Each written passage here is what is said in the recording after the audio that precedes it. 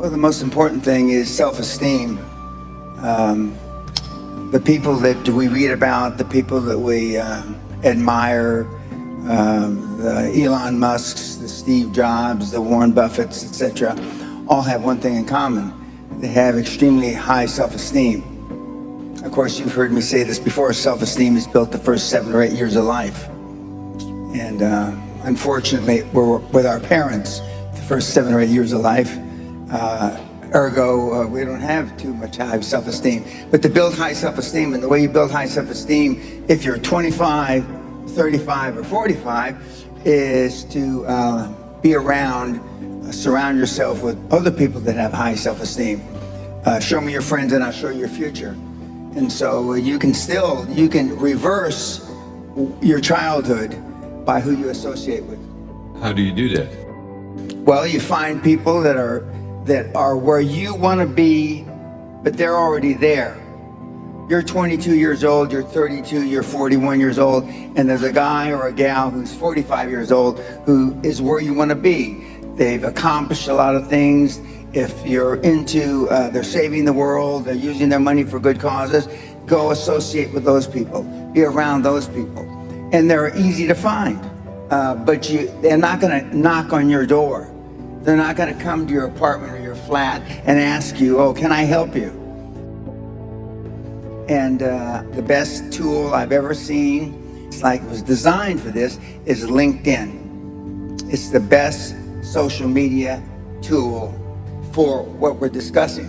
And you can find these people. Now just remember, everybody that's on LinkedIn, all the, 20 million or whatever people that are on LinkedIn are all there for one reason. They're there because they want to do business, they want to meet people. Unlike some of the other social medias like Facebook or Twitter. But I mean, LinkedIn, they're there for a common purpose. They have a common bond. They have a common goal. They want to expand their horizons, and it's a great tool.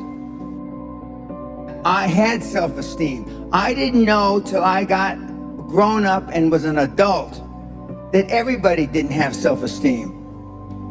I didn't understand that.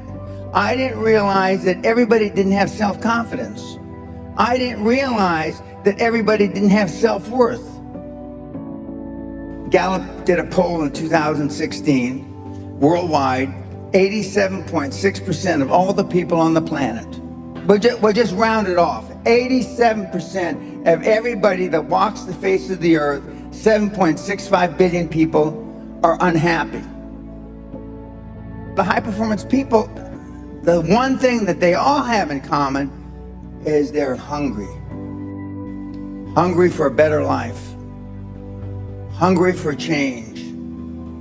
Hungry for the tough love their parents didn't give them. So is that what it needs? You have to be hungry, you need to feel the pain. Growth only comes through pain. No pain, no gain. It's the same in life. If love got the job done, you wouldn't need podcasts, you wouldn't need seminars. It doesn't. Tough love gets the job done. But being liked doesn't get you a raise when you're working for wherever you're working for. Efficiency, accountability. Most people that come to seminars are there because they weren't held accountable when they were growing up. What is your definition of a high-performance person? Being all that you can be every day.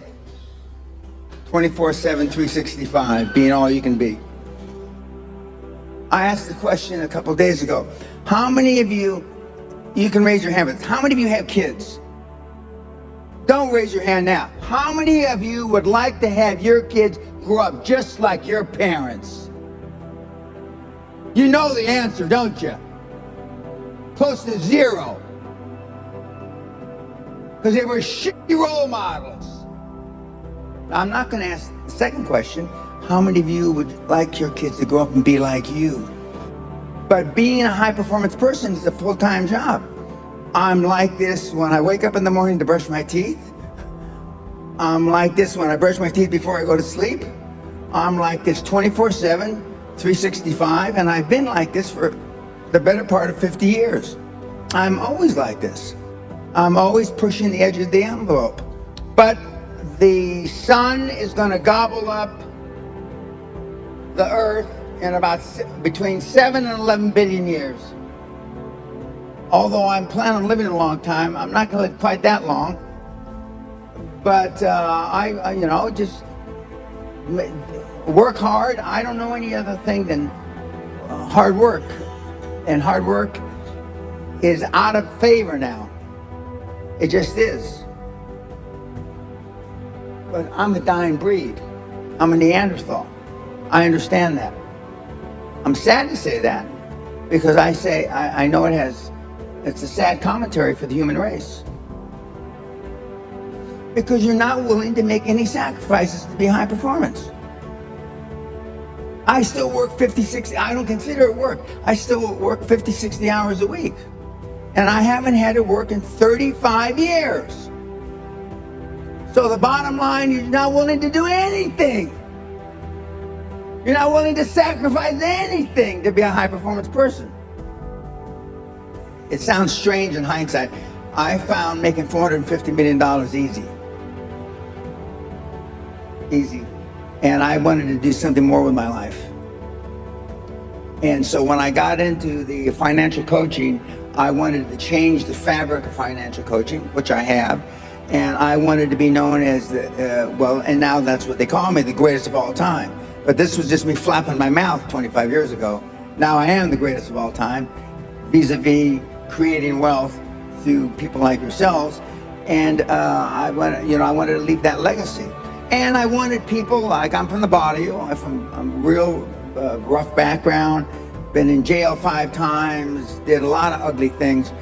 But I'm glad it happened to me because I know what the other side, like some of you have never been kicked in the teeth.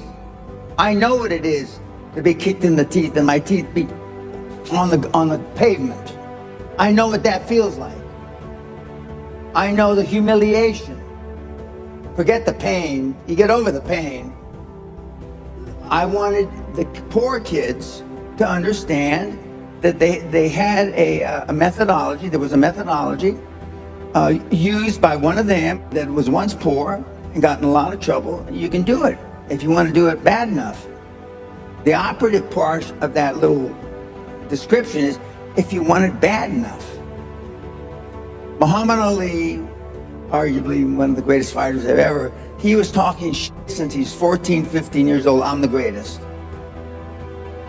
Before he ever had a professional fight. My father said, if you've got something in your mind, it should come out of your lips.